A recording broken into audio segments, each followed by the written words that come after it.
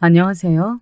항상 사연 채널을 보고 듣기만 하던 여자인데 처음으로 한번 사연을 직접 신청해 봅니다.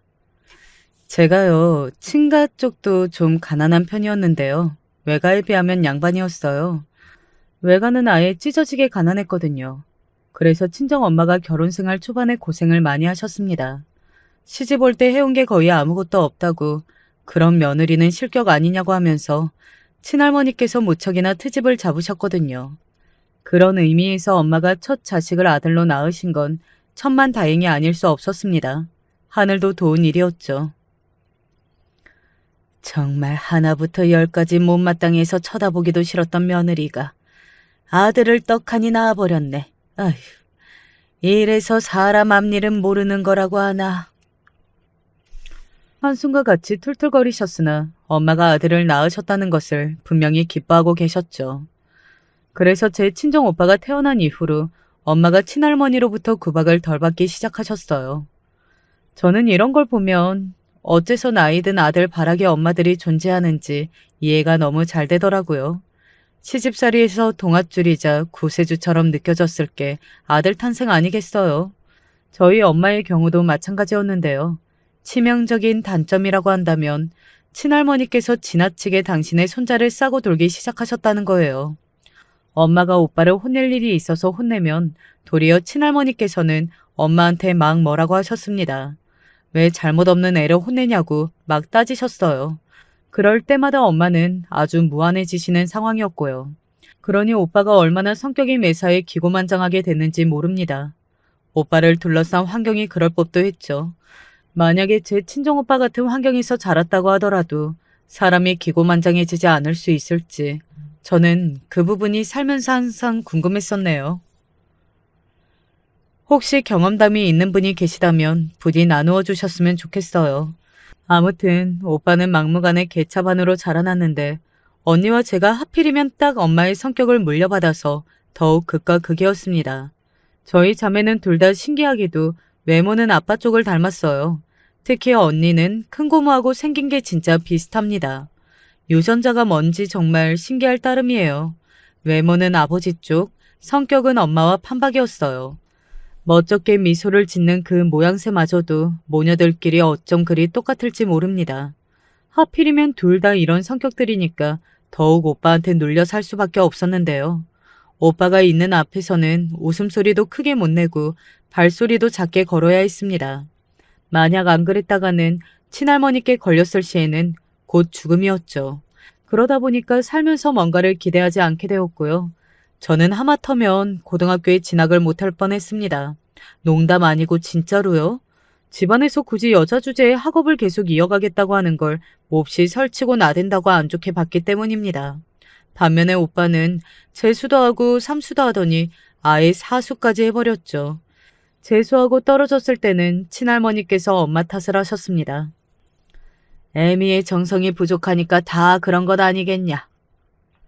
간절하게 기도를 하지 않았고 재수 뒷바라지라 하는 진심이 부족해서 벌어진 일이라고 비난을 하셨습니다. 저희 엄마는 고된 시집살이에 시달리시다가 오빠를 낳으신 이후로는 자식 키우는 거에 있어서 찍소리도 못하시고 뒷전으로 밀려나는 상황 속에 살아오신 분이었죠. 귀한 손자 앞에서 며느리는 아무것도 아니었습니다. 그런 친할머니의 면모를 잘 알고 계셨기에 엄마가 꾹 참고 인내하시면서 그때도 화를 다스리시던 모습을 제가 보았습니다. 그런 다음 오빠가 삼수하고 떨어졌을 때는 친할머니께서 이번에는 언니 탓을 하셨습니다. 이 탐욕스러운 거사. 너는 네 오라비의 학어분을 다 가로채 가니까 좋든 속이 후련하든 이세 보니까 네가 모든 원흉이었구나. 왜냐하면 언니도 그때 재수 따위 없이 한 방에 꽤 좋은 대학으로 들어갔기 때문입니다. 오빠에 비하자면 집에서 일절 지원 하나 받은 게 없던 언니였죠. 그런데도 그런 결과를 낸 것이었어요. 공부머리나 집중력, 의욕 이런 게 오빠와는 천지 차이였다는 증거입니다. 하지만 축하 인사는커녕 친할머니께서 속상함에 우시면서 들어 누우시는 걸 보면서 씁쓸하게 언니는 대학에 입학해야 했어요. 저는 엄마와 함께 언니가 살고 있던 대학교 근처의 하숙집에 가서 옷가지를 놓고 간식거리를 챙겨주고 일했었네요. 오빠는 사수 생활의 청산한 끝에 변변치 않은 대학교에 들어갔습니다. 오수까지는 도저히 할 자신이 없었고 그렇다고 해서 고졸 학력으로 남을 생각도 없었기 때문이에요. 그 상황에서 최선의 선택지를 그냥 골랐을 뿐이었고 그게 그 대학교였던 거예요. 내가 운이 더럽게 없었어. 내 실력을 그대로 발휘했다면 훨씬 좋은 대학에 갔을 텐데 운이 안 따라주네. 너무 억울하다. 하늘도 무심하지. 하지만 오빠는 자기 실력이 그 정도였다는 걸 죽어도 인정하지 않았습니다. 다른 핑계를 대고 탓만하기에 바빠 보였네요. 그런 오빠를 친할머니께서는 불쌍한 강아지라고 부르셨고 기특해하고 대견해 하셨습니다. 저는 대학에 못 갔어요. 안 간 거라고 생각을 하고 싶은데 냉정하게 따져보자면 못 간 게 맞았습니다. 돈이 없다고 집에서 그랬거든요. 오빠의 사수 생활에 대학 등록금까지 거기에 지출이 많이 들어서 집에 돈이 없다고 하였습니다.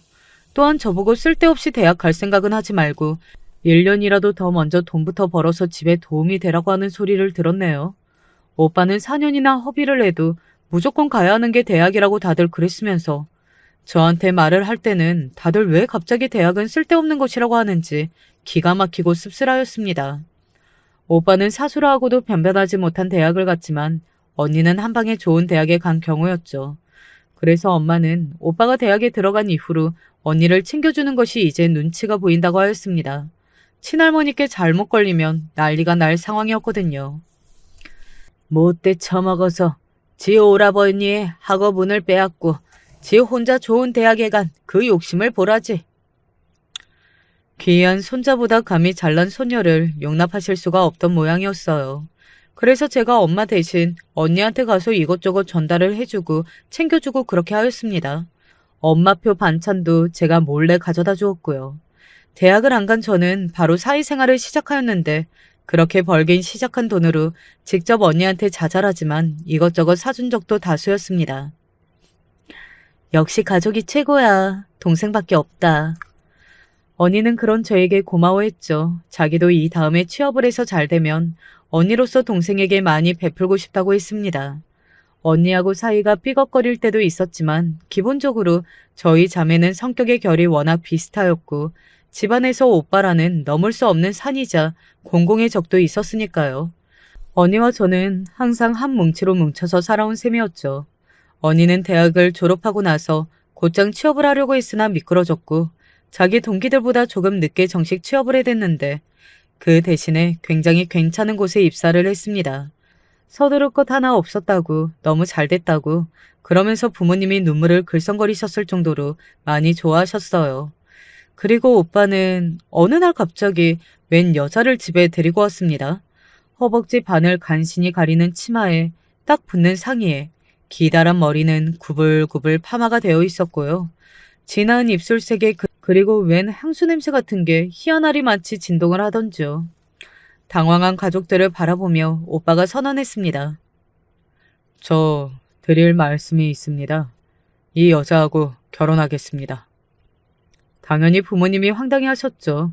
생전 처음 보는 아가씨인데 난데없이 며느리로 맞게 생긴 상황이었으니 대체 어디서 뭘 하다가 온 아가씨냐고 그것부터 좀 듣고 나서 차근차근 생각을 해보고 대화를 나누자고 부모님이 그렇게 말씀을 하셨지만 굳이 듣지 않아도 오빠가 데리고 온 여자의 행색이 다 말을 해주고 있었죠.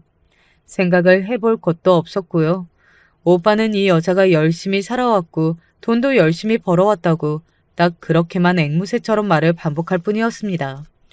집안의 분위기가 뒤숭숭한 게 아주 말도 못했어요.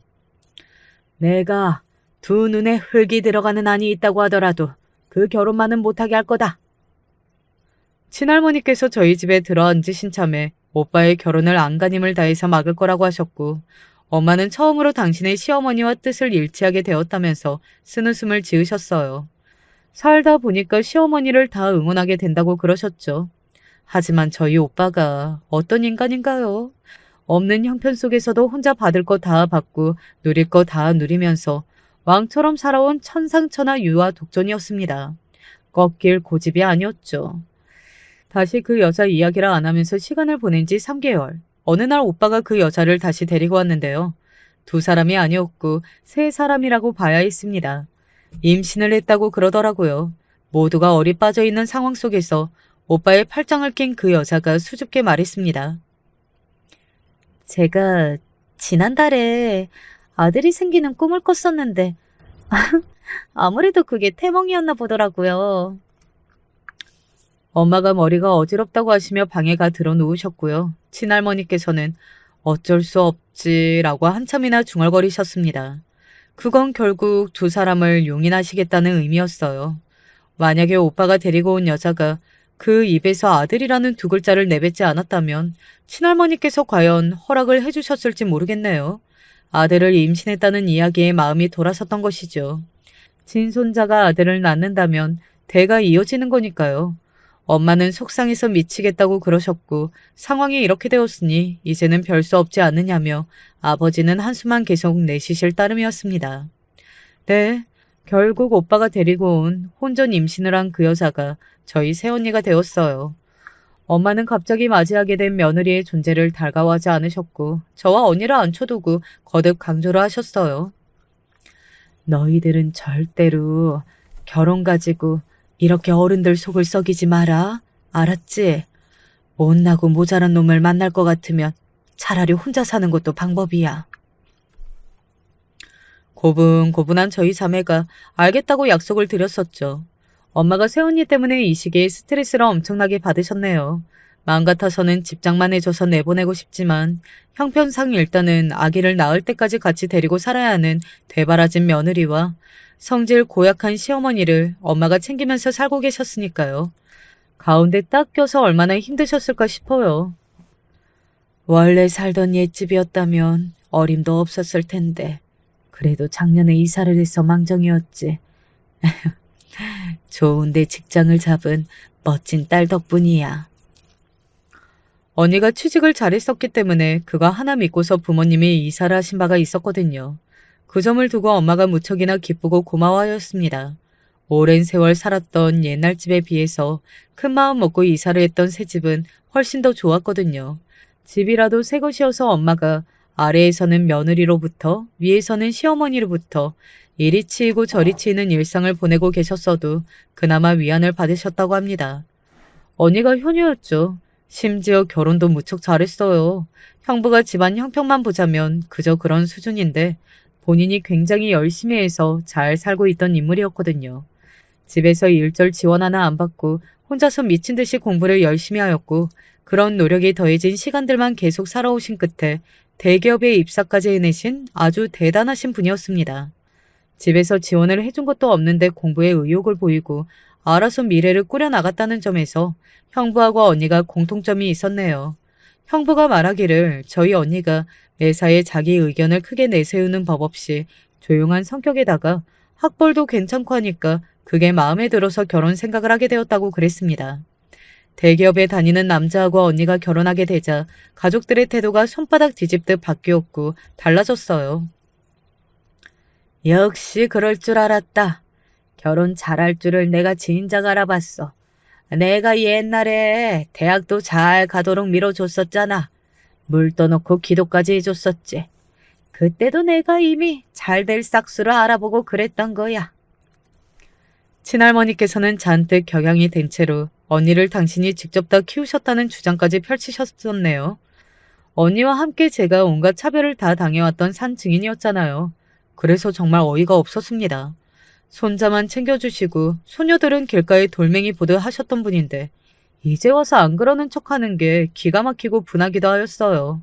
그러나 언니는 괜찮다고 하였습니다.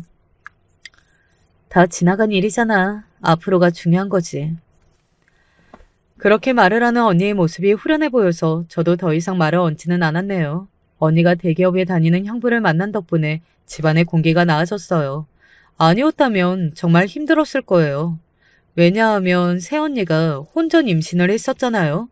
그런데 그때 아들이라고 주장을 처음에 했던 것과는 달리 태어난 아기는 딸이었습니다. 저희 부모님은 아무렇지 않아 하셨는데 친할머니 쪽이 문제였어요. 이런 해괴망측한 경우를 다 보았나. 거짓부렁으로 사람을 속여? 감히 어른을 농락해? 아이고 이걸 어째. 우리 귀한 손자가 코를 깨어도 한참을 잘못 깨었구나. 괜히 그때 결혼하도록 허락을 해주었다면서 친할머니께서는 땅을 치고 후회하며 통곡을 하였습니다. 그러더니 비난의 화살을 저희 엄마한테 돌리기로 하셨어요. 하나뿐인 아들이 제멋대로 이상한 결혼을 하도록 내버려둔 게 엄마로서 그게 할 만한 행동이었냐고 하시면서 막 따지고 드셨습니다. 정작 아들 임신이라는 것만 철석같이 믿으신 채로 오빠와 새언니가 결혼하도록 추진해 주셨던 건 친할머니였으면서 말입니다. 새언니는 마땅한 친정집이라는 게 없었습니다. 자기 가족들과 연락 두절 상태로 살아온 지가 너무 오래된 사람이었거든요. 그런 사람이었으나 다들 자기 짝은 만나게 되어 있는지 새언니에게 오빠가 너무 홀딱 빠져 있었네요. 그리고 오빠는 사수 끝에 들어갔던 대학을 간신히 졸업한 이후에 그저 그런 계약직을 전전하고 있는 실정이었고요. 이제 집에서 믿을 만한 것은 언니뿐이었습니다. 뭐든 알아서 척척 잘해내온 똑똑이 언니, 그리고 대기업에 다니고 있는 능력자 형부. 이렇게 두 사람은 자연스레 집안의 구시점이 되어갔습니다. 희한하게 가족이든 뭐든 어떤 집단이라는 게 존재하면 권력이라는 것 또한 발생하더군요. 이도저도 아니면 항상 찬밥 중에 찬밥으로 자라온 저는 결혼도 조용하게 했습니다. 새언니처럼 가족들의 뒷목을 잡게 만드는 사람도 아니었고 형부처럼 가족들이 기뻐하다 못해서 감동을 하는 그런 사람도 아니었어요. 제 남편은 가장 보통의 인물이었고 우직한 남자였습니다. 생긴 건 약간 무뚝뚝한 인상인데 전혀 허세나 잘난 척도 없고 쉽게 일희일비하지 않아서 사람이 아주 진국인 성격이었어요. 직장 동료의 소개를 받아서 만난 사이였죠. 제가 무슨 말을 할 때 시큰둥한 반응만 보자면 제 말을 듣고나 있는 걸까 싶은데 사실 알고 보면 전부 다 듣고 있었고 매사에 행동으로 딱딱 보여주는 남자였네요. 그 듬직함에 이끌렸어요. 저에게는 없는 그 강인하고 올곧은 구석이 좋더라고요. 제가 워낙 조용조용하게 살아온 사람이었잖아요. 그런 제가 인생에서 처음으로 과감함을 발휘하여서 남편에게 먼저 결혼하자고 했었답니다.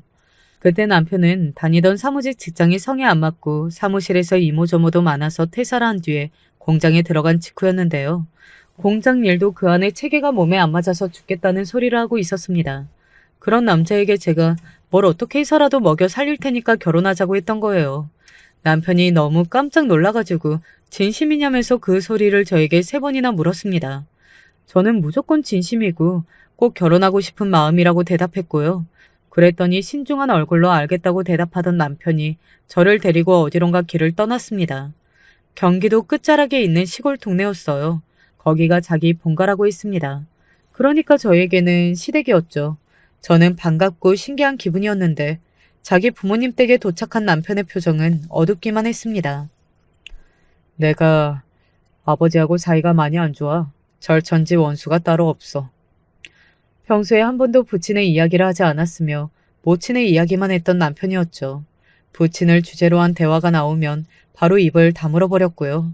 그래서 저도 다 눈치채고 알고 있었지만 그렇게까지 부자간의 사이가 나쁜 줄은 몰랐습니다.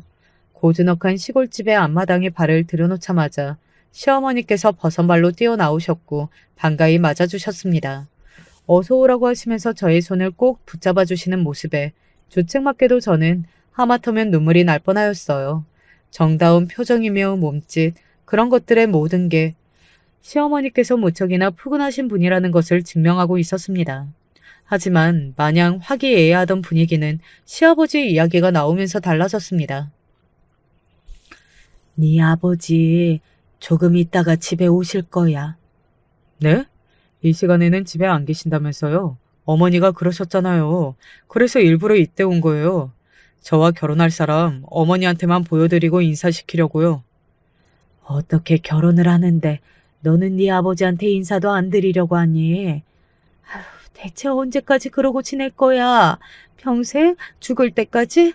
네가 먼저 제발 네 아빠한테 화를 풀고 먼저 한 발짝만 다가가주면 안 되겠어? 아니 그럴 것도 없이 손을 먼저 내미는 신용만 해도 네 아버지는 그걸로도 화가 풀리실 양반이야. 됐어요. 싫습니다. 저는 그럴 마음 없습니다. 저는 가운데서 어찌할 바를 몰랐습니다. 부자간의 앙금이 지독한 모양이구나 싶었죠. 저는 그 순간에 왜 그렇게 시어머니의 속상해 보이는 모습이 마음에 걸렸을까요? 항상 무슨 일이든지 간에 크게 내색하지 않고 인내를 앞세워 가정의 평화를 최우선으로 살아오신 제 친정엄마가 떠올랐던 것 같습니다.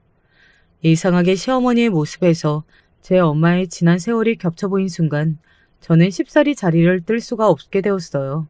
그래서 일부러 한껏 민기적거리면서 빨리 안 일어났습니다. 여기가 너무 편해서 조금만 더 머무르고 싶다는 듯 굴었어요.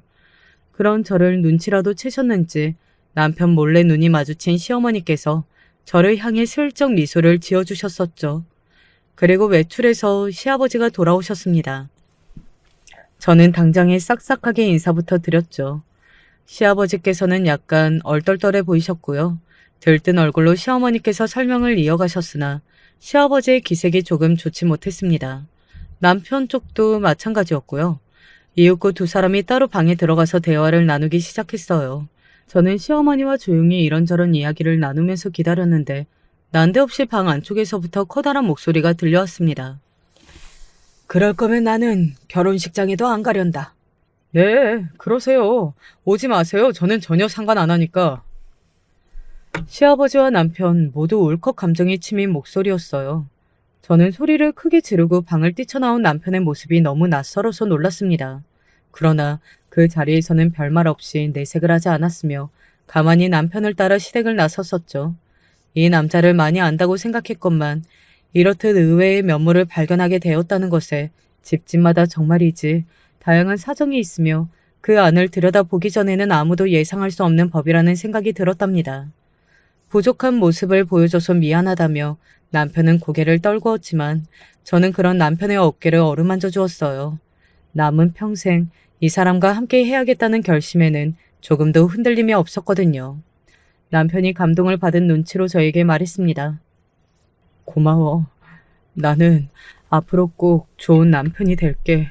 좋은 아빠가 될게. 내가 약속해. 남편의 표현에 의하자면 시아버지께서는 빵점짜리 남편이자 아빠였다고 했습니다.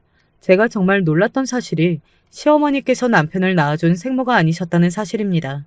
계모이셨던 거예요. 생모께서는 남편이 어렸을 때 몸이 아파서 돌아가셨다고 합니다.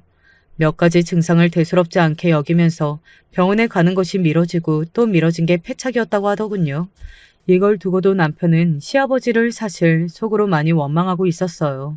생모가 돌아가신 뒤 2년이 지나서 계모를 데리고 오신 시아버지의 결정도 많이 원망하였고요. 아주 옛날부터 남편은 속으로 자기 부친을 원망하면서 살아왔던 것이죠. 시어머니께서는 남편을 당신의 친자식처럼 여기며 아껴주셨습니다. 시집살이를 당하시기도 하셨으나 참한 며느리의 얼굴을 잃지 않으셨고요. 남편의 친할머니께서 돌아가시기 전까지 병수발을 다 드셨던 분도 시어머니셨다고 해요. 그런 모습에 남편이 어떻게 마음이 안 열렸겠나요? 진심으로 시어머니를 자신의 모친으로 받아들이게 되었습니다.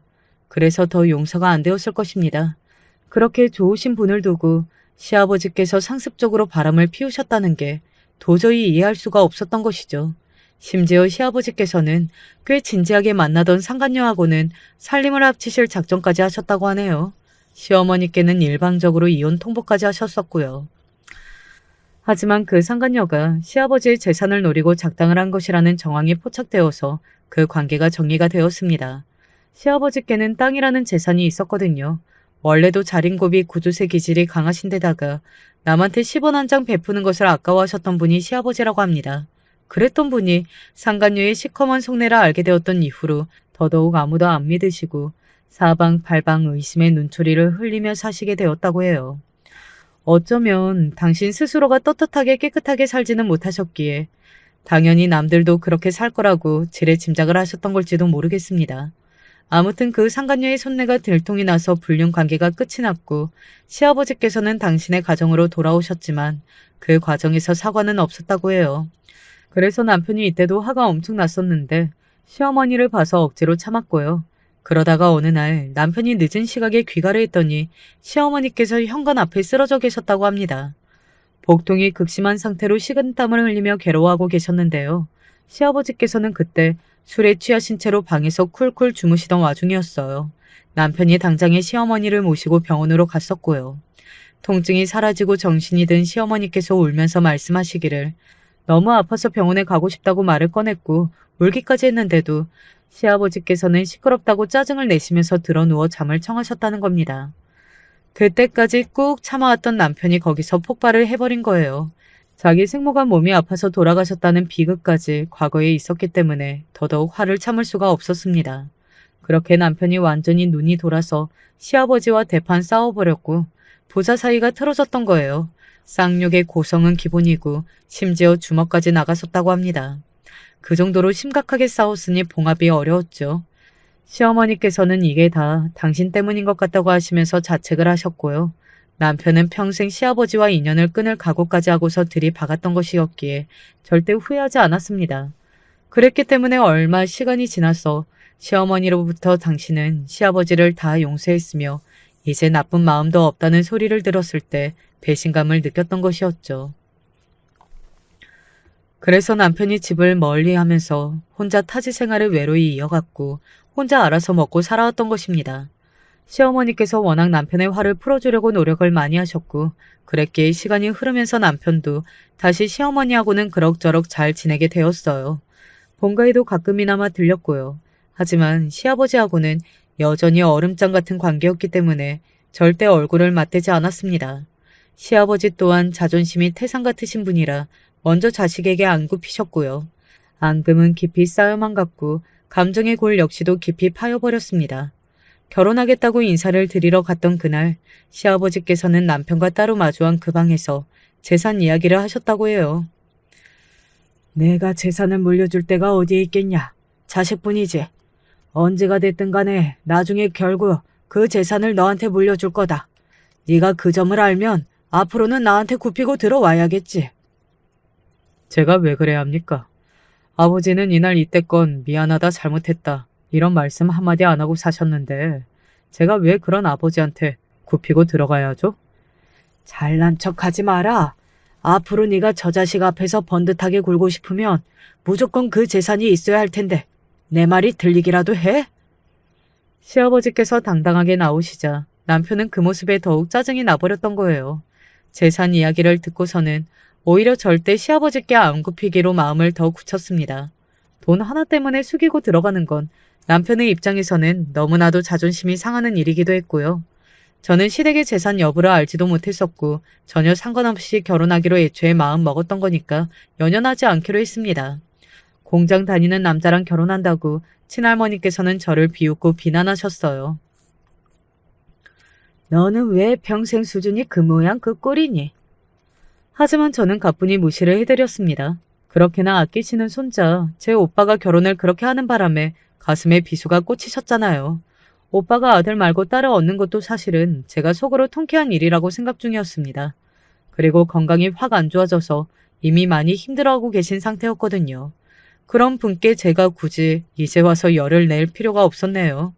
딸을 낳았답시고 오만 손가락질을 다 당해야 했던 새언니는 친할머니의 건강이 너무 나빠지자 옳다구나 싶어서 당장에 시설로 모셔야 하는 거 아니냐고 난리를 쳤습니다.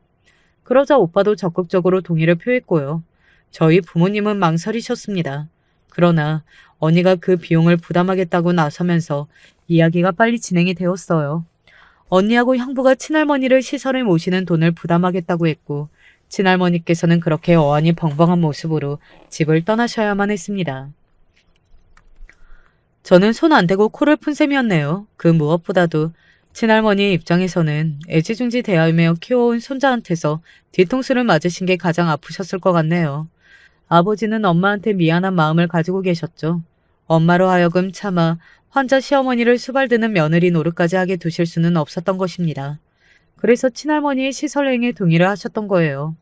오빠랑 새언니 부부는 근처에 월세집을 얻어서 나갔고요.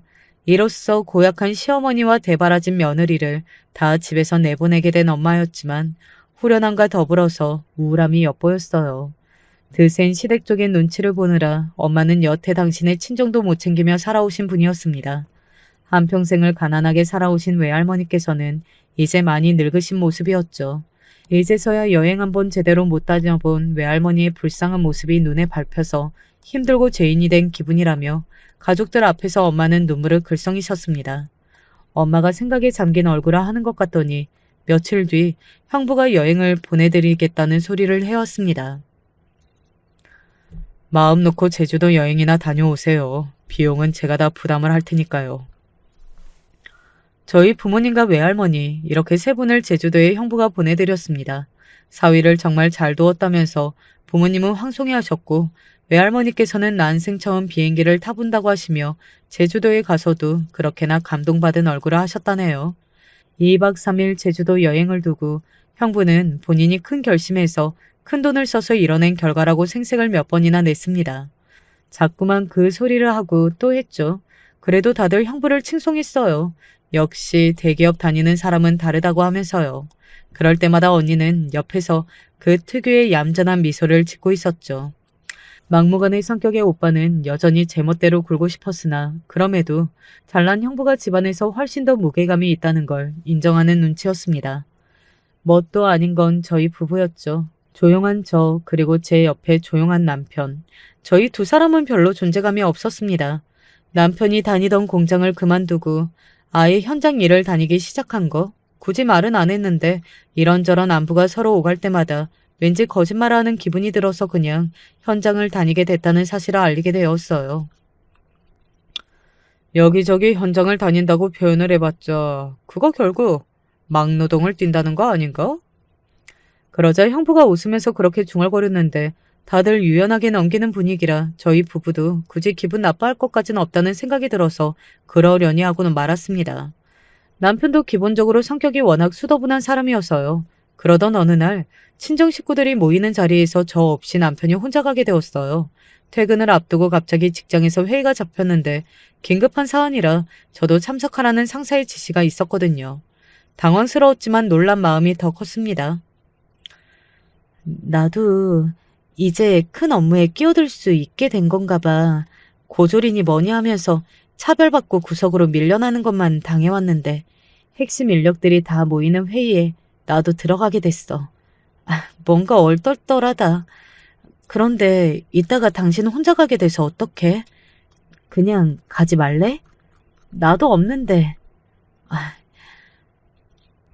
굳이 뭐하러 혼자 가서 밥 먹고 시간 보내고 피곤하게 그래. 응? 안 가도 돼. 에이, 아니야. 가기로 이미 다 해놨는데 나라도 가야지. 한 번도 회의에 참석 못했다면서 말하던 당신이었는데 이거 분명 잘된 일 맞지? 축하해. 잘하고 와. 남편하고 전화로 화기애애하게 이야기를 했어요. 혼자서라도 자기 처가에 방문하는 남편이 정말 기특하고 고마웠습니다. 이런 모습을 보면 남편이 얼른 시아버지하고도 화해를 했으면 좋겠다는 생각이 들었지만 그건 당사자가 아니면 건드리기 힘든 민감한 부분이었으므로 제가 섣불리 참견을 할 수가 없었네요. 살다 보면 언젠가 부자 사이에 봉합이 되겠지. 기다림이 약이겠지 싶었는데요. 설마 이렇게 빨리 그게 이뤄질 줄은 몰랐답니다. 그것도 상상도 못한 계기 때문에 말이에요. 그날 제가 집에 생각보다 늦게 도착했는데 남편도 이제 막 귀가를 한 모습이었어요. 진작 남편이 귀가를 했을 줄로만 알았던 제가 놀라서 이유를 물어보니까 저녁 식사는 어쩌다 보니 간단하게 먹게 됐고 근처에 나가서 호프집에서 술 한잔하게 됐다고 하더라고요. 웬 호프집인가 싶었는데 오빠하고 새언니가 최근에 발견한 곳인데 가격이 저렴하고 잘 나온다면서 같이 가자고 추천을 했다네요. 그래서 오빠, 언니, 형부, 남편 이렇게 넷이 가서 한 테이블에 앉았고요. 새언니도 같이 있으려고 했는데 조카가 울고불고 난리치고 자기 엄마만 찾아서 동석을 못했다고 합니다. 한창 술 마시기 시작하면서 대화가 무르익고 있을 때 언니가 오빠한테 이랬다네요. 새언니가 애를 보느라 힘들겠다고 애가 너무 유난이라서 어떡하냐고 이런 소리를 좀 했는데 가만히 듣던 오빠가 짜증스레 받아친 겁니다. 야, 너는 옛날에 나한테 찍소리도 못하더니 이제 살판 났다. 대학 잘 가고 직장 잘 잡아도 너는 내 밑이었는데 어떻게 대기업 다니는 남자 잘 물어서 전세 역전을 하셨어? 좋겠네. 언니는 무시하는 기색으로 그저 피식 웃었고요. 그 모습에 오빠가 화가 좀 치민 모습이었는데 그때 형부가 끼어들었습니다. 남자라면 능력이 최우선 아닙니까? 머리도 안 돌아가고 돈도 한 푼도 없는 여자랑 결혼하고 애부터 가지고 용기 넘치게 구신 것만은 대단한데 여태까지 능력 한번 내세우지 못하신 게 아쉽네요. 아무리 덜 떨어진 여자라고 할지라도 일단 자기 여자로 삼았으면 호강은 시켜줘야죠. 그걸 어떻게 한 번을 못하시네. 남편이 보기에 초장부터 맥주 말고 소주를 마실 때부터 형부가 금세 취할 것 같아 보였다고 합니다. 그런데 역시나 금세 취기가 올라서 오빠한테 그런 소리를 줄줄이 늘어놓은 거예요. 오빠가 발끈해서 지금 뭐라고 짓거린 거냐며 목소리를 높였고요. 그 앞에서 형부가 태연했습니다. 본인 덕분에 저희 부모님이 제주도 여행 다녀오신 이야기를 또 하셨고요. 외할머니까지 모신 여행이었으니 저희 엄마의 소원까지 풀어드린 셈이었다고 하시면서 이게 다 잘난 본인 덕분이라고 그러셨습니다. 전부 다 제가 해낸 거죠. 반면에 장남으로서 대체하신 게 뭐가 있습니까? 누리기만 다 누리고 베푸신 거 하나 없잖아요. 능력이 안 되니까. 형부가 빈정거렸고 오빠의 얼굴은 모욕감으로 물들었습니다. 오빠가 당장 테이블을 엎으려는 것 같아서 남편이 용을 써서 만류를 했다고 합니다. 남편이 몸을 던져서 중재에 나서고 있었을 때 새언니가 왔고요. 얼핏 잠에 든 조카를 등에 업고서 바람을 쐬러 나왔던 것이죠. 사실 그건 핑계였고 그저 호프집에 오고 싶었던 걸 거예요. 새언니를 발견한 형부가 낄낄 비웃었습니다. 와, 진짜 수준들 알만하다. 어리둥절해 있는 새언니가 상황 파악을 하기 전에 남편이 얼른 오빠를 진정시키고 등을 떠밀었습니다. 그렇게 새언니 편으로 오빠를 보내버렸던 거예요. 수습을 한 것이었죠. 그러던 와중에도 형부는 즐거운 표정으로 술을 계속 마셨고요. 남편이 정중하게 형부를 자제시키고자 했어요. 많이 취하셨습니다. 이제 그만 드셔야 할 것 같아요. 뭐? 네가 지금 나한테 훈계질이냐? 막노동 뛰는 주제에 어디 감히. 그런데 형부가 너무나도 무리하게 실이 제 남편에게 다짜고짜 삿대질을 날렸다네요. 당황한 남편이 얼굴을 딱 굳히니까 그 모습을 형부가 더욱 비웃었고요. 이 새끼야, 너는 그래가지고 제주도는커녕 어디 지방 관광지라도 장인 장모 효도 여행이나 한번 보내드릴 수 있겠냐? 자기 와이프는 퇴근하려다가 못하고 직장에 붙잡혀서 늦게까지 일을 하고 있는 와중인데 너는 태평하게 처가에 와서 밥이나 처먹어? 헤라이 못난 새끼. 이런 분리수거도 안 될 쓰레기 같으니라고. 그러니까 막노동이나 하고 무식하게 살지. 면전에 대고 삿대질과 함께 모욕적인 말이 마구 쏟아졌습니다. 남편이 크게 충격을 받았는데 그런 기색을 빤히 읽었음에도 언니는 형부를 적극적으로 말리지 않았다고 하네요.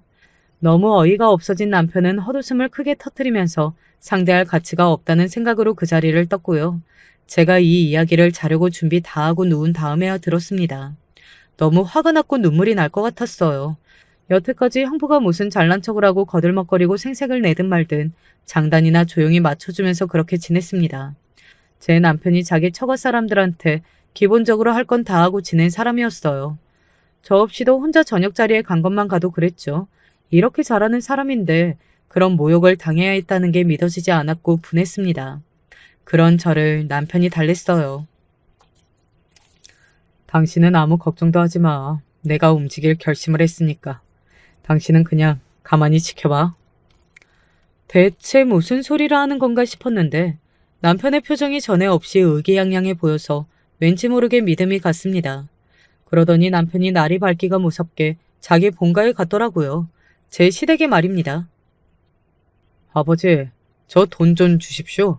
재산 그거 들고 계셔봤자 뭘 어쩌실 겁니까?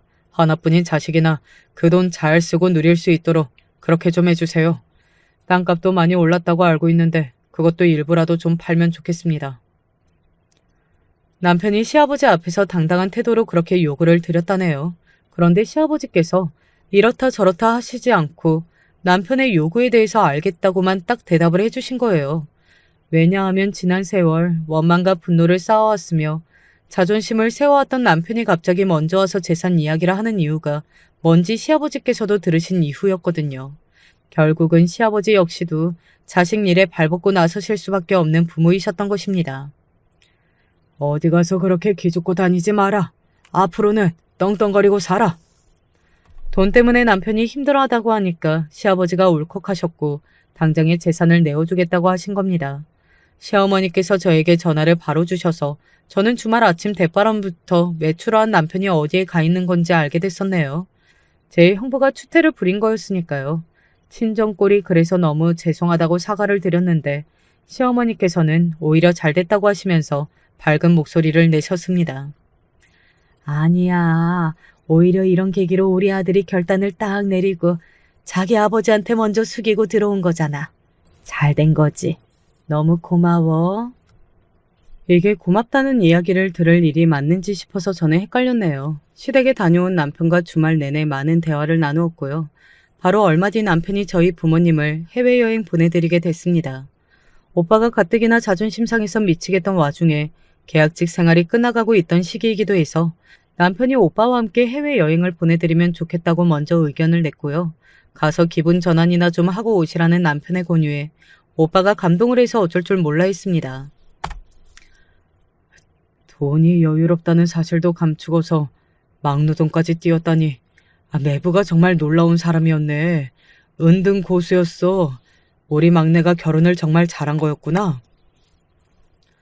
남편이 워낙 일찍 물려받은 재산이 넉넉해서 나태해질까봐 더욱 검소하고 치열하게 살아왔던 것처럼 그냥 그렇게만 가족들에게는 이야기를 전했습니다. 오빠가 저희 남편을 보는 눈빛이 완전 달라져 있었고 다른 사람들도 마찬가지였고요. 해외여행은 무려 유럽이었습니다. 부모님과 오빠 새언니 부부 그리고 어린 조카까지 총 3주 일정으로 1인당 수백만 원이 드는 예산이었어요. 하지만 남편은 아주 쿨한 모습으로 이렇게 말할 뿐이었습니다. 돈 생각하지 마시고 편하게 다녀오세요. 특히 장모님이 즐거운 시간을 보내셨으면 좋겠습니다. 엄마가 얼마나 행복해하고 설레하셨던지 모릅니다. 새언니를 끼워주는 조건으로 엄마를 따뜻하게 모시고 하나부터 열까지 다 맞춰드리는 것을 남편이 내걸었거든요. 새언니는 꼭 그렇게 하겠다고 약속을 했고 엄마한테도 유럽에서는 물론이고 여행 다녀와서도 앞으로 따뜻하게 구는 며느리가 되겠다고 그랬습니다. 그래서 엄마가 얼굴에 미소가 아주 가득하셨어요. 다 같이 모였을 때 형부는 민망하고 경험 적어서 어쩔 줄 모르는 얼굴로 한 채로 미안하다고 사과를 하셨습니다. 그날 너무 취해서 기억이 안 나는데 내가 정말 무례했던 모양이야. 그런데 사과가 영 부실했습니다. 남편이 한숨을 내쉬었던 바로 그때 새언니가 갑자기 냉장고에 달려가서 요리할 때 쓰고 남은 소주병을 집어들었습니다. 소주를 벌컥 마시더니 그 다음에 곧장 형부의 싸대기를 날리더라고요. 멀찍이서 보고 계셨던 부모님부터 난리가 나셨죠. 한쪽은 이제서야 개가천선을 좀 해보려는 며느리였고 다른 한쪽은 대기업에 다니는 사위였으니까요. 하지만 새언니가 뱉은 말이 정말 대박이었습니다. 나도 지금 술을 마셔서요. 자고 일어나면 기억이 안 날 예정이네요. 사과는 그때 가서 하든지 말든지 할게요. 그러더니 형부의 머리통을 세게 한 대 후려쳤습니다. 형부는 얼굴이 시뻘겋게 달아올랐고요. 언니는 금방이라도 울 것 같은 얼굴로 저희 부부를 흘겨봤습니다. 아무도 왜 말리는 신용조차 안 하는 거야? 이제는 제가 나서야 할 차례 같아서 한 발 앞으로 나아갔죠. 그러는 언니는 왜 가만히 있었는데? 그날 그 자리에서 이 사람이 형부한테 실컷 모욕이나 당하도록 왜 그냥 둔 거야? 그러자 언니가 꿀먹은 벙어리가 되었습니다. 수치심에 얼굴이 빨개진 채로 조개처럼 입이 다물린 형부 옆에서 부부가 아주 똑같아 보이더군요. 이만 먼저 가보는 게 어떻겠냐고 부모님이 그러셔서 두 사람이 조용히 발길을 돌렸습니다. 그리고 남은 사람들끼리 이런저런 대화의 장이나 실컷 열었네요. 놀랍게도 그날 이제 각자의 집으로 돌아가려고 헤어지려던 참에 오빠가 저를 슬며시 붙잡더니 저한테 결혼 잘한 것 같다고 부럽다고 그랬습니다. 그래서 저도 안다고 대답해주고는 돌아서려는데 오빠가 작은 목소리로 저한테 자기가 오빠로서 해준 게 없어서 그게 미안하다고 그러더라고요. 그 시건방진 오빠 성격에 막내인 저한테 그런 소리를 한다는 게 안 믿겼죠. 제 길을 의심하면서 오빠를 쳐다봤는데 엄청 무안해하면서 후다닥 자리를 뜨더라고요. 그리고 더욱 놀라운 건 유럽 출국 준비를 하면서 때마침 부모님이 저한테 오늘은 이거 했다 저거 했다 이런 이야기를 해오셨다는 거예요. 어느새 저를 핵심 기둥이라고 여기시는 것 같아서 제가 많이 얼떨떨했네요. 이런 기분이 낯설어서 뭘 어떻게 굴어야 할지도 몰랐고요. 새언니는 제 남편을 아주 존경한다고 공공연히 그런 소리를 하면서 저를 볼 때마다 눈을 반짝 빛냈습니다. 이 모든 변화가 제 남편이 이뤄낸 것이었기 때문에 저는 자려고 누울 때마다 믿어지지 않아서 계속 피식 웃음이 새어나오는 나날을 보냈네요. 남편의 얼굴을 봐도 봐도 기특했던 것 같아요. 그리고 언니는 저와 따로 만나고 싶다고 그러더니 그 자리에서 묵혀둔 자기 속마음을 밝히더군요.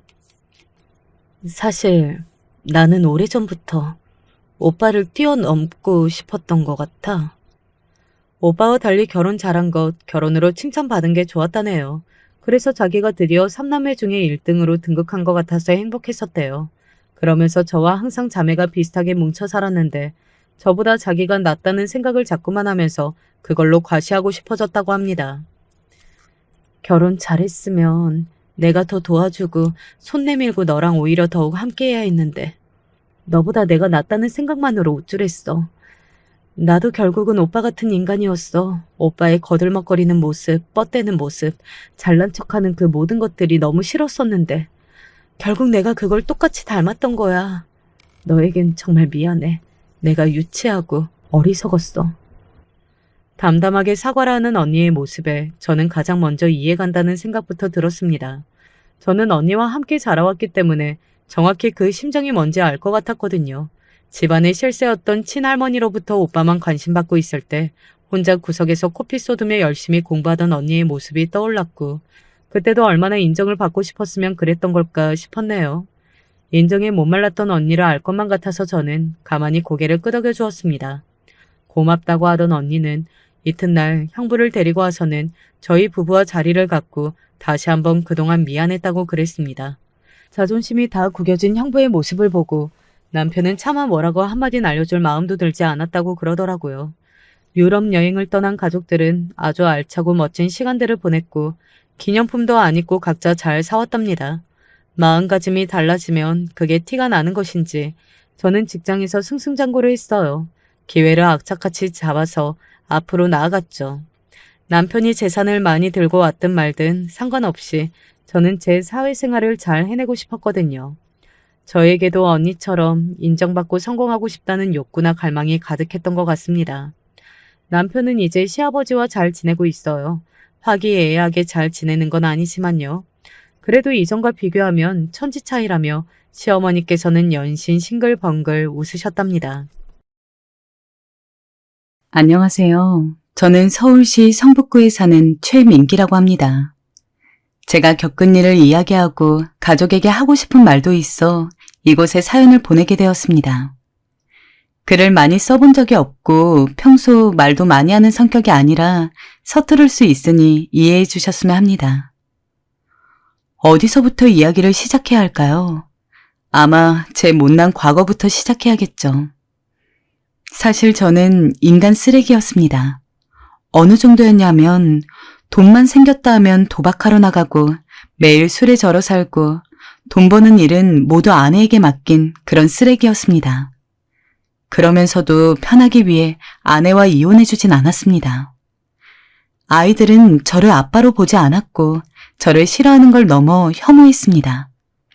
매일 술에 절어 술 냄새만 풍기는 그런 아빠.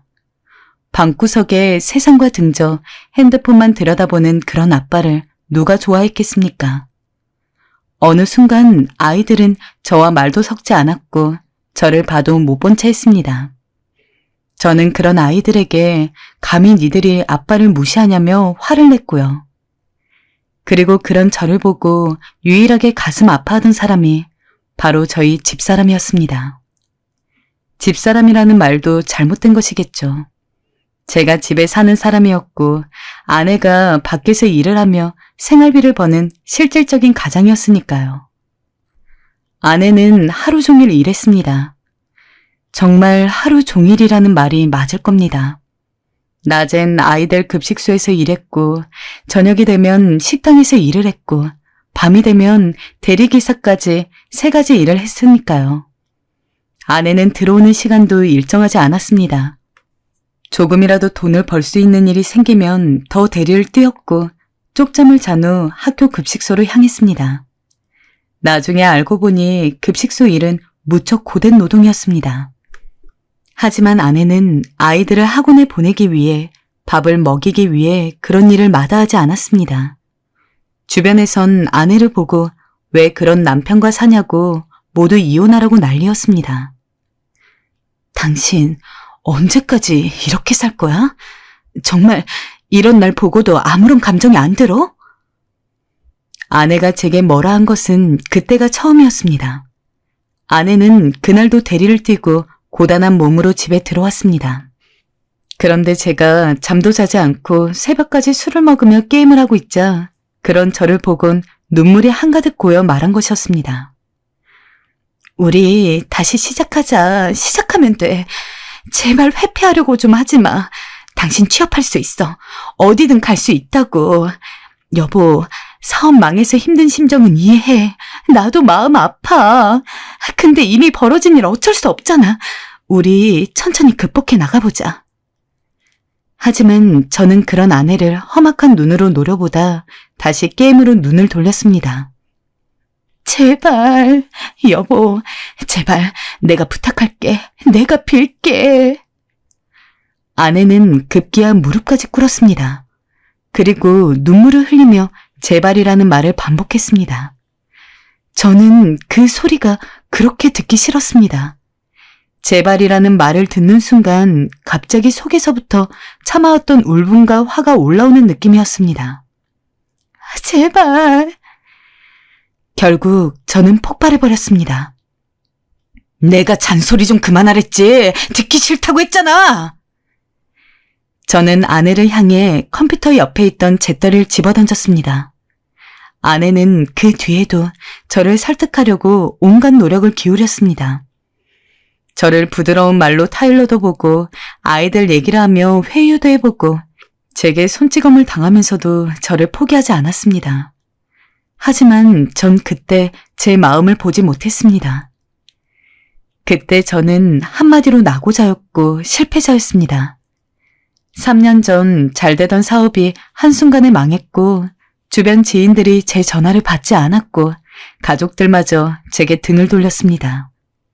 그렇게 저는 사회에서 한순간에 추방당했고 삶에서 멀어졌습니다. 다른 사람들의 삶은 기름칠을 칠한 바퀴처럼 매일 잘도 굴러갔지만 제 인생은 그 자리에 멈춰져 있는 고물이었습니다. 저는 그것을 받아들이지 못했고 그 고통에서 도망가고자 매일같이 술을 마셔댔습니다.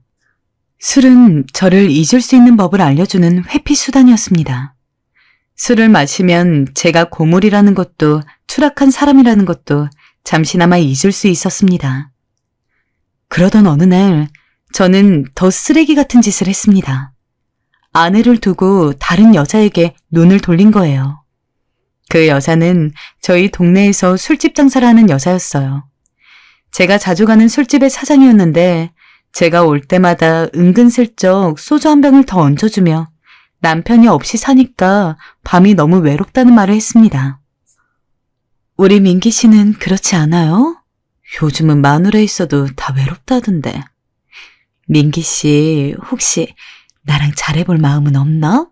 나 귀찮게 안 할게. 마누라랑 자식도 있으니 거기까진 손댈 생각은 없어. 나 민기 씨랑 그냥 연애하고 싶은 거니까. 연애는 괜찮죠? 저는 그렇게 그 여자랑 놀러 다녔어요. 술도 마시고 외박도 하고 그 여자 친구들도 만나면서 놀러 다니고 한마디로 최악에서 더 최악으로 넘어가고 있었어요.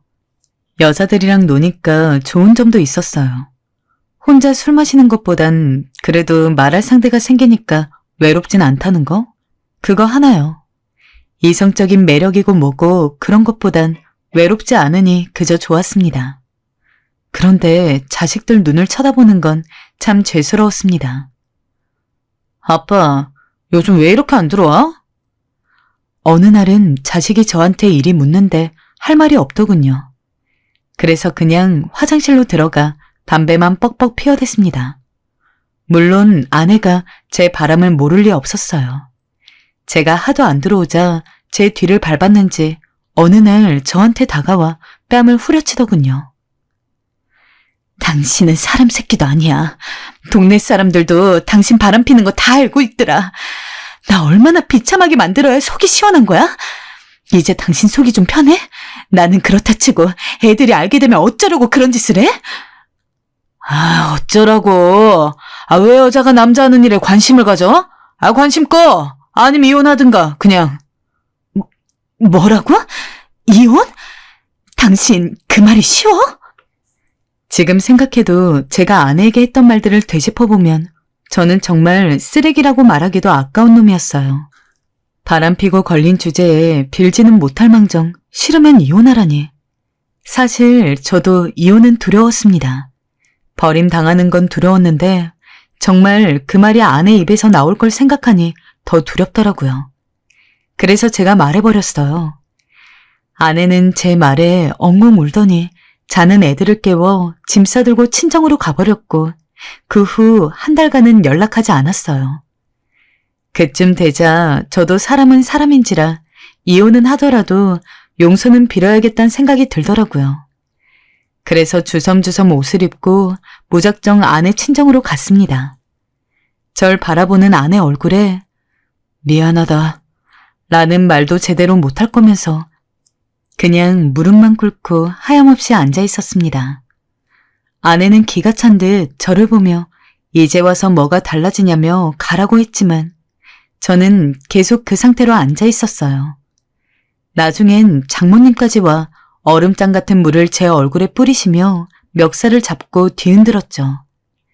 장모님에게 매타작을 당하긴 했지만 그래도 쌌습니다. 전 가만히 그걸 묵묵히 맞고 있었고 아내는 그걸 보며 울다가 저를 다시 받아줬어요. 저도 그때부턴 좀 잠잠고 가만히 집에서 지내게 되었습니다. 뭐 돈 버는 직업 활동을 했다는 게 아닙니다. 그냥 여자 안 만나고 술 좀 덜 마시며 지냈다는 거였죠. 아내가 뭐 하라 하면 청소 정도 해주면서요. 자식들은 여전히 저를 어려워했지만 저는 나름 아버지랍시고 자식들에게 이거 해라 저거 해라며 공부시키고 그 정도였어요. 아내는 참 착한 여자라 제가 그렇게만 해줘도 변했다고 생각하는 것 같았어요. 언젠간 이대로만 지내자면서 잘하고 있다고 말할 때도 있었어요. 솔직히 말해서 그 전까진 술이 아니면 견딜 수가 없었는데 이상하게도 아내가 한번 친정에 갔다 온 이후론 혹여나 제가 또 자제력을 잃을까봐 겁이 나더라고요. 또 여자나 만나고 다니는 허튼 짓을 하게 될까봐 두렵기도 했고요. 저조차 그런 바닥까지 떨어지고 싶진 않았습니다. 그래서 그 후론 집에 있으면서 애들 숙제도 봐주고 가끔 요리도 해주면서 아내를 도와주기 시작했어요. 당신이 이걸 다 한 거야? 어느 날은 시간이 남아 저녁을 만들어 놓았는데 아내가 눈물까지 글썽이며 놀라더군요. 저는 할 말이 없어 고개를 푹 숙이다 먹으라 하곤 방으로 들어가 버렸어요. 그렇게 아내는 제 변화를 참 좋아했어요.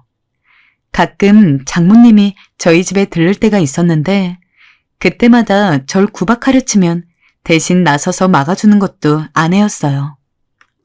엄마, 그만 좀 해. 이 사람도 계속 엄마가 그런 말 하면 스트레스 받아. 엄마 자꾸 그러면 나 엄마 집에 못 오게 할 거야? 그러면 장모님은 욕설을 중얼거리시며 마지못해 나가시곤 했습니다. 아내는 여러모로 제 방패막이 되어주었어요.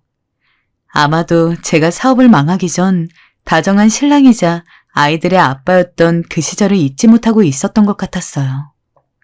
어느 날은 아내가 예전에 찍은 사진이라며 저희 결혼 초기의 사진을 보여주는데 사진 위로 아내의 눈물이 떨어지더라고요. 나도 주책이네. 갑자기 왜 여기서 눈물이 나지? 아내는 주책이라며 얼른 눈물을 닦았지만 저는 알 수 있었어요.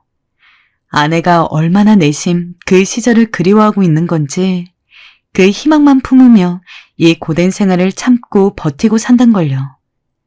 아내의 눈물을 마주하고 나서 제 마음에도 조금 변화가 생겼습니다.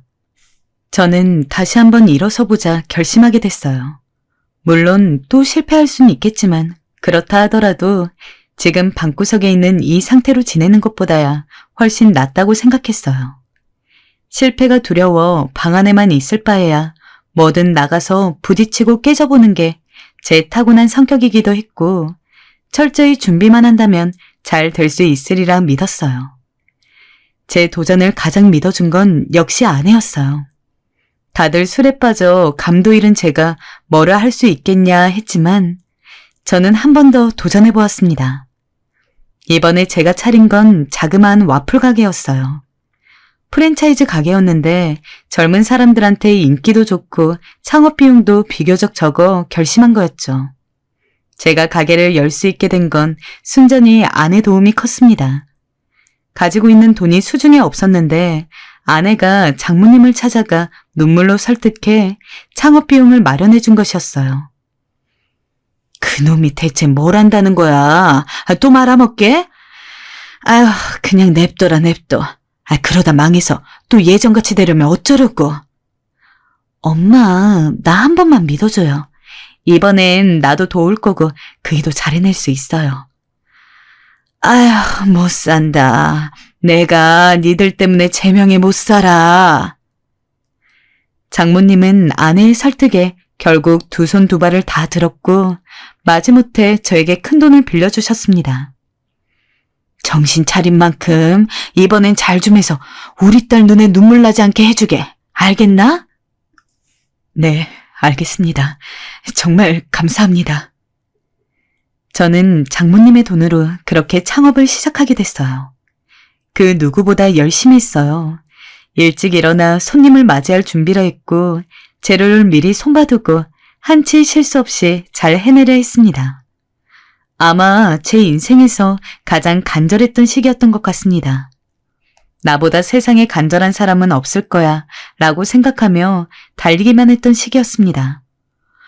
물론 장사라는 게 그렇지만 늘 잘 되진 않았어요. 힘들 때도 많았고 손님이 없으면 괜히 걱정도 되었습니다. 혹시 와플 맛에 문제가 있나 해서 먹어보기도 했고요. 허나 주변에 학원들이 하나둘 생기면서 가게는 조금씩 자리를 잡아갔습니다. 매출은 안정적으로 유지되었고 이젠 직원을 두고 일해야 할 만큼 가게가 바빠졌죠. 덕분에 아내는 하던 일 모든 것을 그만두고 와플 가게에만 매달릴 수 있었습니다. 아내가 같이 하니 와플 가게는 더더욱 인기가 좋아졌습니다. 와플 가게라면 흔히 아이들만 먹으러 올 것 같지만 사실상 할머니, 할아버지 분들도 음료를 드시러 자주 오시곤 했는데 저희 아내를 볼 때마다 어찌 그리 이쁘고 싹싹하냐며 기특하다고 손자꺼까지 와플을 사가시곤 했습니다. 이거 원래 안 드리는 건데 서비스로 제가 드리는 거예요. 대신 다음에 또 오셔야 해요. 그리고 어르신, 이거는 쿠폰인데 와플 하나씩 드실 때마다 찍어드려요. 9개 모으시면 가져오세요. 공짜로 와플 하나 드리니까요. 아내는 적절하게 서비스도 내어주면서 손님들을 가족처럼 편안하게 대해주었어요. 제가 못하는 부분을 아내가 잘 채워주고 있었죠. 덕분에 저희 부부가 하는 가게는 가끔씩 어르신분들이 모이는 장소가 되기도 했고 어르신들 사이에서 친절한 부부가 한다는 입소문이 나기도 했어요. 특히 저희 와플 가게는 학생들 사이에서도 인기가 좋았는데 그건 저희 작은 딸이 한몫했습니다. 작은 딸이 요 와플 가게 근처 학원에 다녔는데 틈만 나면 학원생들과 선생님들을 끌고 와 먹어보라고 하곤 했거든요. 애가 그러는데 선생님들이 어떻게 거절하겠어요. 학원생들 사주며 저와 안면을 트게 됐고 아이들도 와플의 달짝지근한 맛에 끌려 자연스레 학원 가기 전 와플 먹는 걸 일상으로 삼게 되었죠. 우리 딸 최고네, 최고야. 장사꾼 해도 되겠는데? 그럼 내가 누군데. 내일은 내 학교 친구들 데려올 거야. 나 이번에 전교회장 됐으니까 내 말빨 좀 먹힐걸? 작은 딸은 학교에서 전교회장을 할 만큼 사교성이 무척 좋았는데 아내 말론 학부모 상담을 갔다가 들었는데 저희 딸이 전교생 모두와 친한 아이로 이미 유명하다 했습니다. 아무튼 저희 와플 가게는 그렇게 여러 사람의 도움을 받으며 점점 더 자리를 잡아나갔고 그제야 저도 아내도 돈 걱정에 좀 해방이 되었습니다. 그리고 큰돈을 빌려주신 장모님께도 제대로 된 밥 한 끼 사드리며 그간의 죄송함을 고백하고 돈도 갚을 수 있었습니다. 장모님은 많이 노심초사하고 계셨는지 고맙다며 처음으로 제 손을 따뜻하게 맞잡아 주셨습니다. 이제야 사위 노릇을 한 기분이었죠. 사실 그 시절 가장 좋았던 건 자식들 간의 관계가 이전보다 훨씬 좋아졌다는 거였어요. 늘 저를 외면하기 바빴던 아들과 딸이 이젠 저에게 먼저 말을 걸어오고 와플 가게에 와 가게 일을 척척 도와주는 모습을 보니 그렇게 눈물이 날 수가 없더라고요. 정말 혼자 여러 번 숨어 눈물을 훔친 적이 한두 번이 아니었습니다. 특히 우리 작은 딸은 저한테 손편지까지 써주었는데 너무 가슴에 남아 휴대폰 사진으로 찍어 배경화면으로까지 해놓았습니다. 여보, 우리 딸이 어제 당신 자랑을 얼마나 애들한테 했는지 몰라. 당신이 생일 선물로 사준 옷 있잖아. 그거 애들한테 자랑하고 난리가 났어 아주. 당신 좋겠네? 아내는 종종 딸이 뒤에서 제 이야기를 하고 다니는 걸 말하며 흐뭇하게 웃곤 했어요. 사실 아내야말로 가정이 이렇게 평안해지는 걸 가장 바라고 있던 사람이었으니 지금의 이 상황을 너무나 행복해하는 게 티가 났습니다. 저희 부부관계는 당연히 더 좋아졌죠. 손님들도 가끔씩 저희 부부를 보고 눈에서 꿀 떨어지는 것 같다는 말을 농담처럼 하셨으니 민망하고 부끄럽긴 했지만 기분은 썩 나쁘지 않았습니다. 그리고 어느 날부터 저는 아내도 가게에 나오지 않게 했어요. 이제 가게도 어느 정도 안정되어 가고 직원을 둬도 되니 아내를 좀 쉬게 해주고 싶었어요. 또 사실 최근 아내 상태가 조금 이상한 것도 있었어요. 어느 날부터 뭔가를 잘 기억하지 못하더라고요. 예를 들어 휴대폰을 냉장고에 둔다거나 현관 비밀번호를 까먹어서 전화를 한다거나 어느 날은 가게 문을 잠그고 가지 않아 큰일이 날 뻔한 적도 있었죠. 처음엔 아내를 질책하기도 했지만 생각해보니 아내 나이도 이제 적은 나이가 아니었고 그간 너무 고생하며 살다 보니 몸이 쉬고 싶다는 신호를 보내는 건 아닐까 싶더라고요. 그래서 저는 아내에게 쉴 곳을 권유했어요. 나 정말 안 나가도 되나?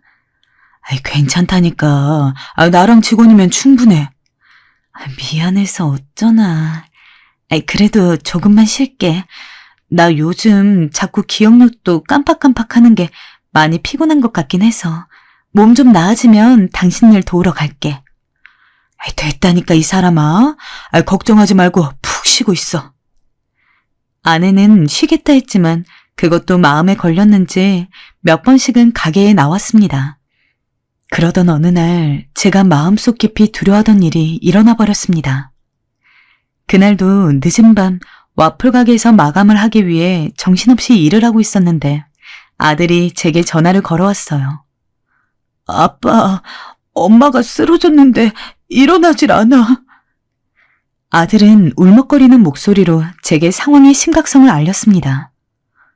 엄마가 쓰러졌다고? 119에 연락했어? 했는데 아직 안 와. 어떡해 아빠?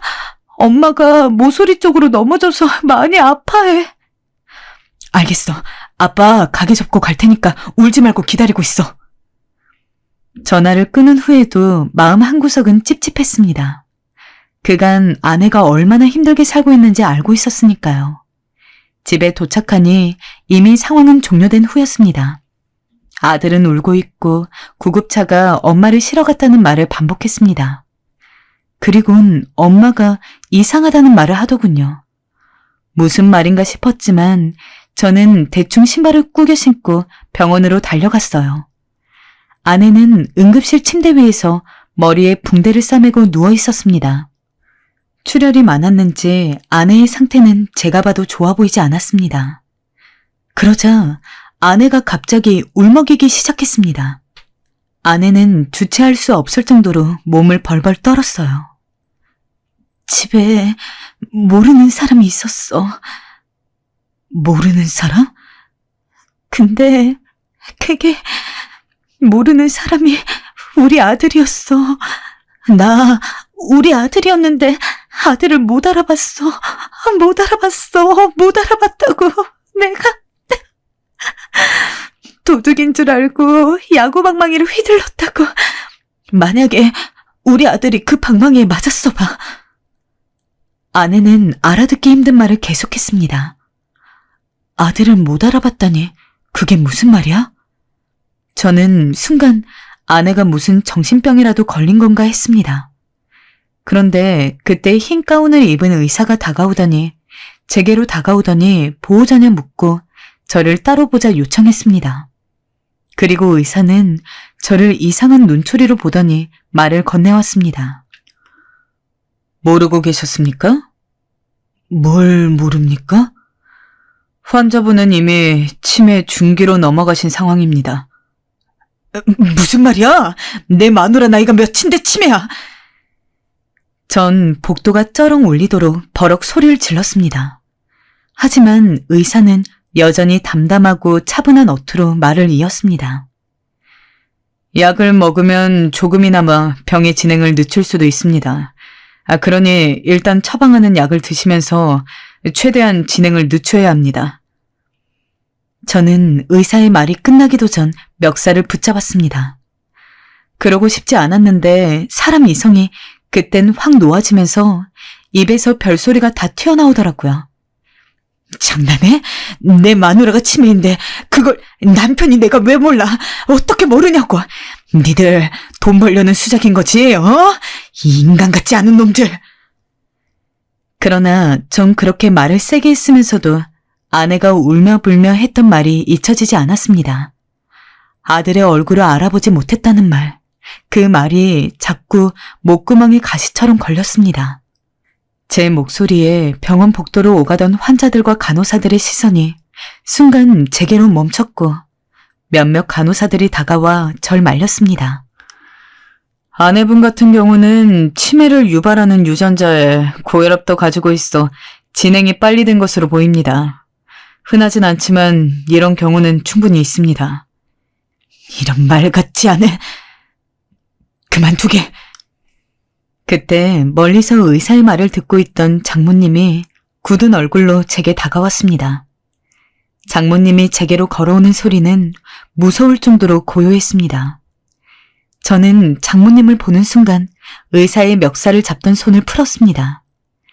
장모님은 아내의 증상이 치매가 맞다고 했고 자신도 이상하게 생각하고 있었다고 말했습니다. 저번에 내가 김장하러 부른 거 기억나나? 그때 딸애가 집에 와 나랑 같이 재료를 손질했는데 갑자기 나한테 물었네. 어떻게 김장하는 거냐고. 기억이 나지 않는다고 수십 번 수백 번 한 김장인데 묻더라니까. 처음엔 나도 별거 아니라 생각했네. 근데 이런 비슷한 일이 이미 여러 번이었어. 제 아빠 기일 낮전 까먹지 않는 애인데 그것도 모르겠다며 나한테 묻고 어느 날은 우리 집 오는 길을 모르겠다며 전화를 하고 그때 알았어야 하는데 상상도 못했어. 상상도.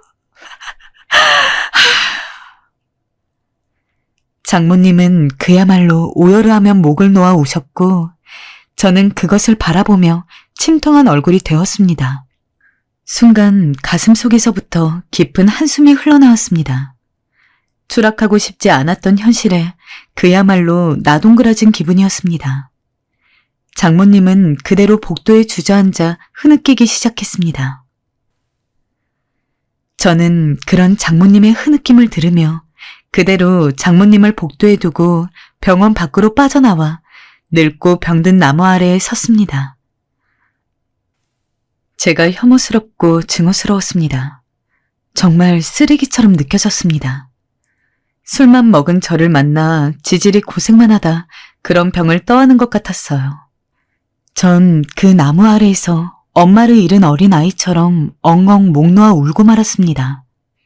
아내에 대한 죄책감과 지난날에 대한 후회로 가슴이 타들어갈 듯 아파왔습니다. 그리고 장모님의 부축을 받으며 나오는 아내를 본 순간 저는 결심했습니다. 치매 걸린 아내의 남편이 되겠다고. 아내의 생전 소원대로 병이 심해지기 전까진 요양원이 아닌 집에서 아이들과 시간을 보낼 수 있도록 도와주겠다고요. 하지만 저는 아내의 병수발을 든 지 얼마 되지 않아 그게 얼마나 뼈아프게 고통스러운 일인지 몸소 철저히 깨달았습니다. 이 바람핀 자식, 너 같은 놈은 죽어야 해. 죽으라고. 날 두고 그년이랑 있으니 좋아? 좋냐고. 넌 자식도 버린 새끼야. 그 와중에 아내는 제가 바람핀 걸 기억했나 보더군요. 얼마나 수치스럽고 비참했는지. 아내는 신발 주걱으로 저를 때리고 만신창이가 될 때까지 좁히고 나서야 멈추었습니다.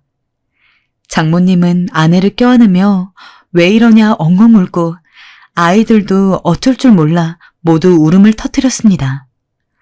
하지만 그런가 하면 어느 날인가 아내는 갑자기 옛날 처녀였을 적처럼 립스틱을 붉게 칠한 모습으로 제 앞에 서더니 자연스레 팔짱을 꼈습니다. 민기 씨, 우리 오늘은 뭐 먹으러 갈까? 민기 씨라는 호칭은 아내가 젊었을 적 저와 결혼하기 전 저를 불렀던 호칭이었습니다. 우리 오늘 꽃놀이 가자. 약속했잖아. 저번에 나 데리고 가주기로. 김밥도 같이 싸기로 했잖아. 뭐야, 그 반응? 설마 잊은 거야? 저는 결국 장모님이 이미 차린 밥을 치우고 아내가 하자는 대로 김밥 재료를 사가지고 와선 김밥을 만들었습니다. 아내는 정말 내일의 소풍이 기대되는지 제잘거리기 시작했습니다. 저는 그런 아내를 보며 아내가 처녀였을 적에 이렇게 말이 많았던 사람이었다는 게 생각이 나 가슴이 미어졌습니다. 아내는 소풍을 가 어린아이처럼 마음껏 뛰어놀며 자유롭게 공기를 느끼고 저에게 스킨십까지 퍼부으며 신나게 놀았습니다. 그런데 아내가 문득 이러더군요. 민기 씨, 근데 왜 이리 늙은 거냐고. 갑자기 흰머리는 또 뭐냐고요. 저는 딱히 할 말이 없어 그저 아내를 안아주었습니다. 그렇게 아내와 시간을 보내고 집에 돌아왔는데 아내가 갑자기 장모님과 아이들을 보다 이런 말을 했습니다. 아내가 내뱉은 말은 집안의 공기를 완전히 얼어붙게 했어요. 민기 씨, 근데 저 사람 누구야? 아내가 말한 사람은 큰아들이었습니다. 또다시 아들을 알아보지 못한 것이었습니다. 가슴이 철렁했습니다. 엄마. 아들이 처음으로 제 손을 붙잡았습니다. 저는 조용히 식탁에서 일어나 아들을 베란다로 데려갔습니다. 아들은 제 앞에서 눈물을 보였어요. 아들은 잔뜩 상처받아 있었고 이 상황을 감당하지 못하고 있었습니다. 저는 아들의 손을 부여잡았습니다. 우리가 이해해주자. 저는 아들에게 그렇게 속삭이며 제 자신을 위로하듯 아들의 마음을 달랬습니다. 그리고 다쳤을 아들의 마음을 쓰다듬듯 아들을 꼭 껴안았습니다. 아들은 제 품에서 한참을 울었습니다. 전 그날 처음으로 아내를 여기 집에 두는 게 맞을지 고민했습니다. 아들이 이런 아내의 모습을 보는 게 괜찮을지 걱정도 되었습니다. 하지만 아이들은 제 생각보다 강인했습니다. 제게 먼저 엄마가 조금이라도 정신이 있을 때까지 엄마와 함께하고 싶다고 말했습니다. 하지만 그날 밤 아내는 아이들과 반대로 나약해져 있었습니다. 잠깐 정신이 들어 저를 붙잡은 것이었습니다. 아내는 두 무릎을 세워 끌어안고 세상에서 가장 힘없는 목소리로 말했습니다. 나 무서워. 뭐가? 저는 짐짓 아무것도 모르는 척 대꾸했습니다. 하지만 아내는 정신이 잠깐 돌아와 있었습니다. 이대로 계속 애들 얼굴도 못 알아보면 어떡해? 내가 내 배로 낳은 새끼 못 알아보면 어떡해? 아내의 시선이 제게로 향했고 저는 세상이 절망과 공포로 무너져 내린 아내의 눈앞에서 아무 말 하지 못했습니다. 우리 둘 사이에 숨이 멈춘 것 같은 침묵이 흘렀습니다. 저는 목 뒤로 겨우 눈물을 삼키곤 아내의 두 손을 아주 꽉 붙잡았습니다. 괜찮아. 우리가 당신 알아보면 되지. 나 너무 무서워. 나한테 왜 이런 일이 생긴 거야? 그냥 열심히 살았는데, 그저 열심히 산 채밖에 없는데. 아내는 그제야 제 품에서 꺼이꺼이 울음을 토해내었습니다. 저는 아내의 머리를 제 품에 가두곤 몇 번이고 아내의 등을 쓸어주었습니다.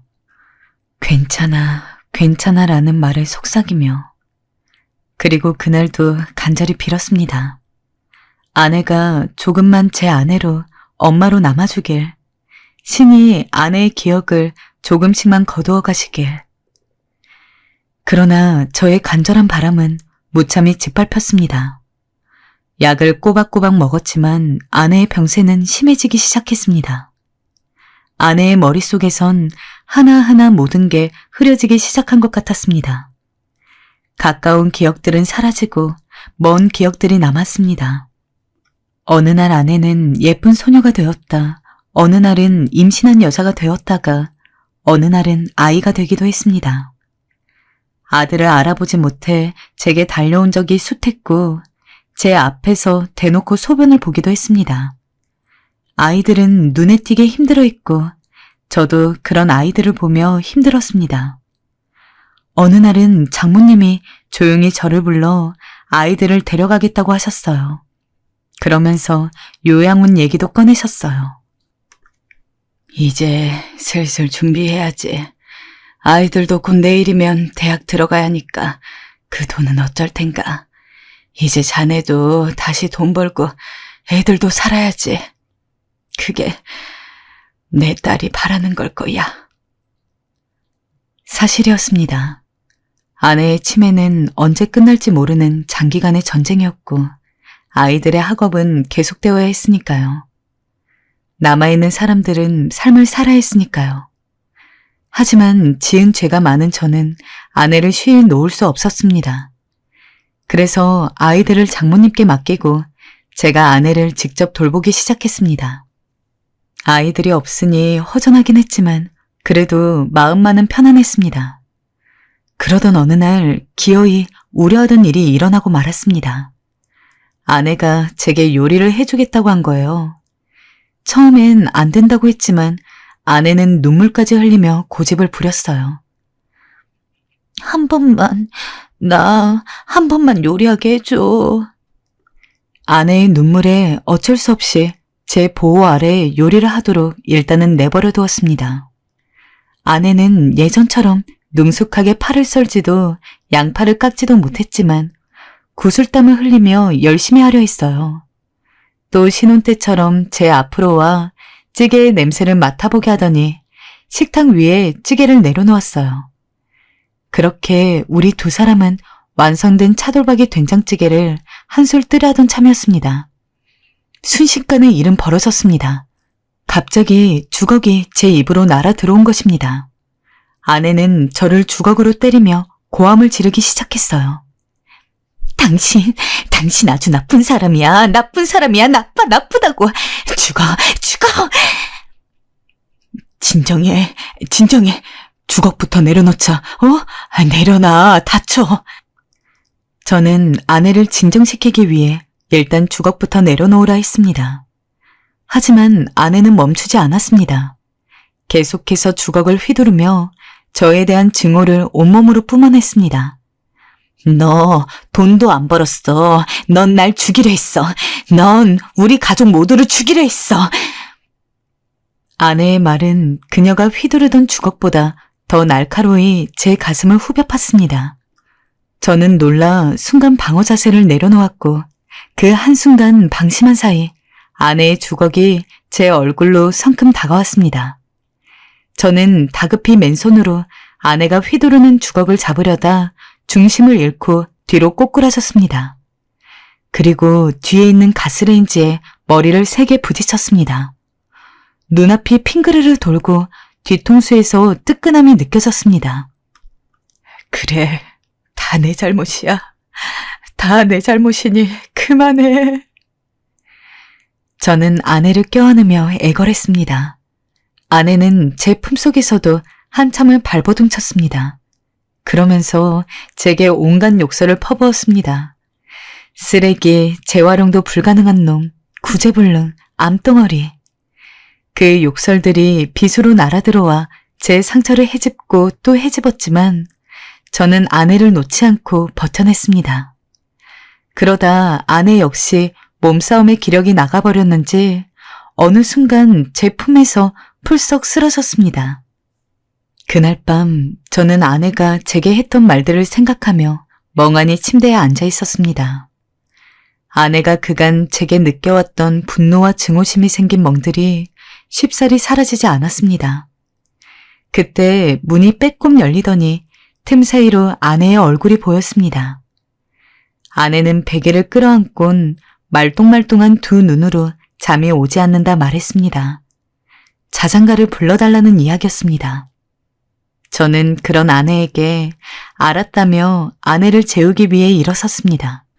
그런데 아내가 헙 하며 숨을 들이키더니 제 상처를 보고 물었어요. 기억을 하지 못하는 것이었죠. 아내는 제 곁으로 다가와 제 머리를 이리저리 만지작거리며 슬픈 목소리로 아프겠다고 중얼거렸습니다. 그러더니 후다닥 방 밖으로 달려나가 구급상자를 가져왔습니다. 그리곤 바닥에 앉아 제 머리 위 상처에 살살 연고를 바르기 시작했습니다. 저는 저의 시야에 맞춰 앉아 정성스레 제 상처를 치료해주는 아내를 지그시 바라보았습니다. 외모는 같았지만 아내는 더 이상 예전의 아내가 아니었습니다. 자신을 완전히 잃어가고 있었습니다. 그리고 저는 때가 되었음을 깨달았습니다. 아내가 이젠 제 곁을 떠나 보다 전문적인 곳에서 치료를 받아야 한다는 것을요. 그때 아내가 절 보더니 물었습니다. 왜 울어요? 아내 앞에선 울지 않으려 했는데 저도 모르게 눈물이 나왔던 모양이었습니다. 제가 당황하여 재빠르게 눈물을 닦아내려 하자 아내는 제 손을 붙잡곤 조심스레 제 볼 위로 흘러내린 눈물들을 닦아주었습니다. 그리곤 연민 어린 눈길로 저를 바라보며 속삭였습니다.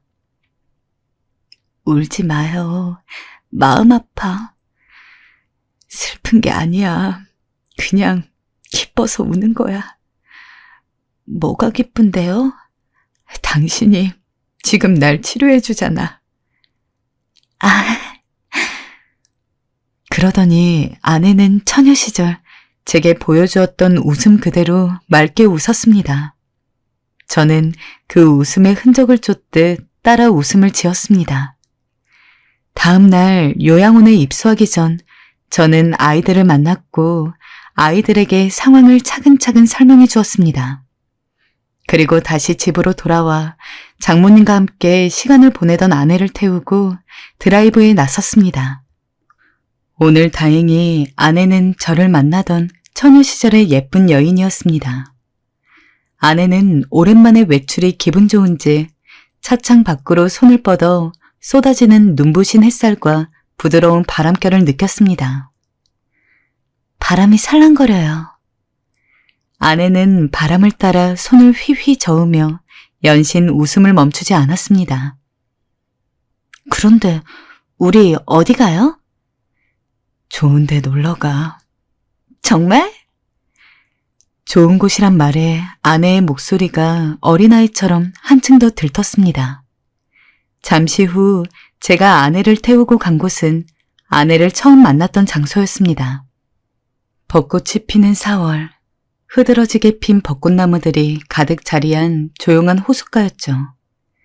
이곳을 찾아내는 데는 시간이 오래 걸리긴 했지만 다행히 이 호숫가는 그때 이후로 시간이 멈춘 것처럼 여전히 고즈넉한 아름다움을 간직하고 있었습니다.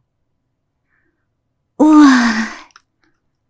아내의 입이 자그맣게 벌어졌습니다. 아내는 역시 이 장소를 기억하지 못했습니다. 하지만 아내의 반응은 그때와 같았습니다. 물속에 꼭 별이 있는 것 같아요. 저는 그 시절의 아내를 떠올리며 조심스레 아내의 손을 잡았습니다. 그러자 아내가 몸을 살짝 떨었습니다. 그녀의 볼이 붉어졌고 제가 먼저 말을 건넸습니다. 고마워요. 함께 있어줘서.